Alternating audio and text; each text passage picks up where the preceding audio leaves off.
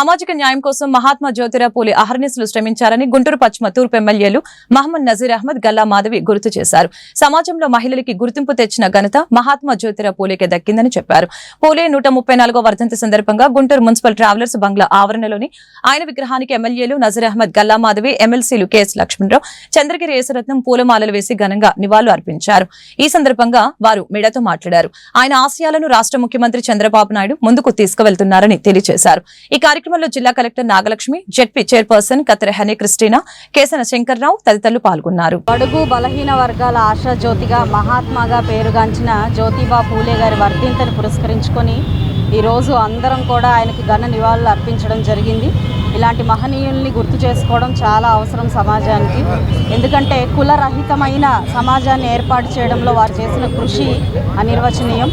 వారి దంపతులు ఆడపిల్లల చదువు కోసం వారు చేసిన కృషి ఎంతో గుర్తుపెట్టుకోవాల్సిన విషయం. ఈరోజు ఒక ఆడపిల్లగా, ఒక విద్యావేత్తగా, నేను సమాజంలో ఒక గుర్తింపు, గౌరవాన్ని సంపాదించుకున్న ఒక మహిళగా ఇలాంటి వ్యక్తుల్ని గుర్తు చేసుకోవడం చాలా ముఖ్యం.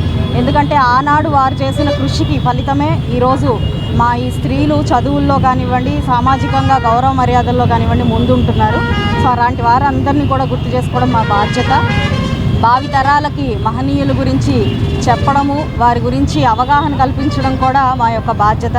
ఈరోజు బీసీ నాయకులు అందరూ కూడా కలిసి ఘన నివాళులు అర్పించడం మా అందరూ అదృష్టంగాను, అదేవిధంగా ఇలా ఒక రాజకీయవేత్తగా వచ్చి ఆయనకు నివాళులు అర్పించుకోవడం కూడా నాకు చాలా ఆనందదాయకంగా ఉంది. ఎంతో బాధ్యతాయుతమైన ఎన్డీఏ కూటమి ప్రభుత్వంలో ఈరోజు ప్రజలకు చేరువుగా ఉంటూ నిత్యం వారితో మమేకమై ఉంటూ ఇలాంటి మహనీయుల స్ఫూర్తితో ముందుకు వెళ్తున్న మా ఈ నాయకత్వం పట్ల కూడా చాలా గర్వం వ్యక్తం చేస్తూ సెలవు తీసుకుంటాం.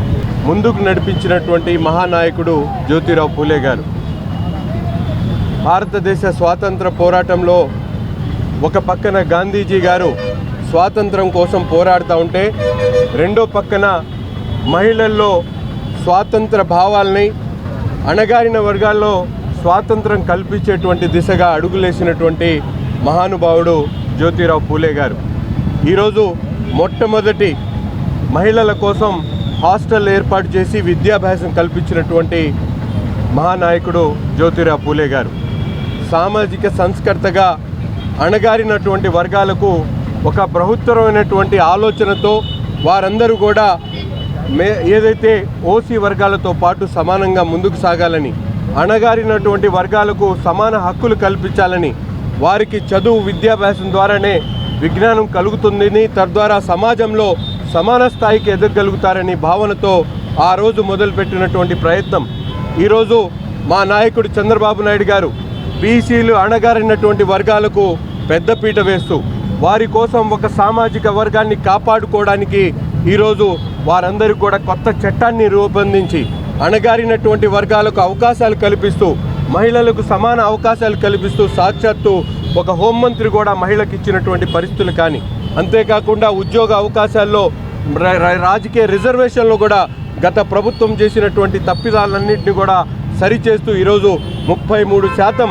మహిళలకు రిజర్వేషన్ కల్పించినటువంటి నాయకుడు చంద్రబాబు నాయుడు అనే విషయాన్ని ఈరోజు తెలియజేస్తూ, జ్యోతిరావు గారి స్ఫూర్తితో తప్పకుండా ఈ ప్రభుత్వం ముందుకు సాగుతుంది. అణగారినటువంటి వర్గాలకు, మహిళలకు సమాన ప్రాధాన్యత ఇస్తూ ఈ ప్రభుత్వం ఈ రాష్ట్రాన్ని అభివృద్ధి పదంలో ముందుకు తీసుకొని వెళ్తుందని ఈ సందర్భంగా తెలియజేస్తా ఉన్నాం. భారతదేశంలో 180 సంవత్సరాల క్రితమే జ్యోతిరావు పూలే, ఆయన భార్య సావిత్రిబాయి పూలే ఇద్దరు కూడా సామాజిక చైతన్యం కోసం, మహిళా చైతన్యం కోసం, మహిళా విద్య కోసం ప్రత్యేకమైన కృషి చేశారు. ఈరోజు జ్యోతిరావు పూలే 134వ వర్ధంతి. ఈ సందర్భంగా ఆయనకి నివాళులు అర్పిస్తూ ఉన్నాను. ఈరోజు మనం ప్రత్యేకమైన డిమాండ్ కేంద్ర ప్రభుత్వం మీద, దేశంలో జనాభా లెక్కలు కులం ఆధారంగా కులగణన జరగాలి, అందులో బీసీ గణన జరగాలని చెప్పేసి మేము డిమాండ్ చేస్తూ ఉన్నాం. ఎందుకంటే భారతదేశంలో కులం ఆధారంగా జనాభా లెక్కలు 1931లో మాత్రమే జరిగినాయి. తర్వాత ఎప్పుడు కూడా జరగల జనాభా లెక్కలు జరిగినప్పటికీ. అందుకని బీసీ జనాభా తేలితేనే బీసీ జనాభాకి న్యాయం జరిగేటటువంటి అవకాశం ఉంది. దానికోసం కులగణన కోసం జరిగే డిమాండ్ని మేము బలపరుస్తూ ఉన్నాం. అలాగే బీసీలకు రాజకీయ రిజర్వేషన్లు కూడా కేంద్ర ప్రభుత్వం చట్టం చేస్తేనే సాధ్యమవుతుంది. రాజకీయ రిజర్వేషన్లు అంటే శాసనసభలో, లోక్సభలో, కేంద్ర ప్రభుత్వం చట్టం చేయకుండా అది సాధ్యమయ్యే విషయం కాదు. అందుకని కేంద్ర ప్రభుత్వమే ఆ చట్టం చేయాలని మేము డిమాండ్ చేస్తున్నాం. ఈ సందర్భంగా నేను బీపీ మండల్కి కూడా నివాళులు అర్పిస్తూ ఉన్నాను. బీపీ మండల్ బీసీల జీవితాల్లో పెద్ద మార్పు తెచ్చినటువంటి వ్యక్తి. అలాగే ఈ ఊరికి సంబంధించి జ్యోతిరావు పూలే విగ్రహం ఒక్కటే ఏ ఊళ్ళో కూడా లేదు.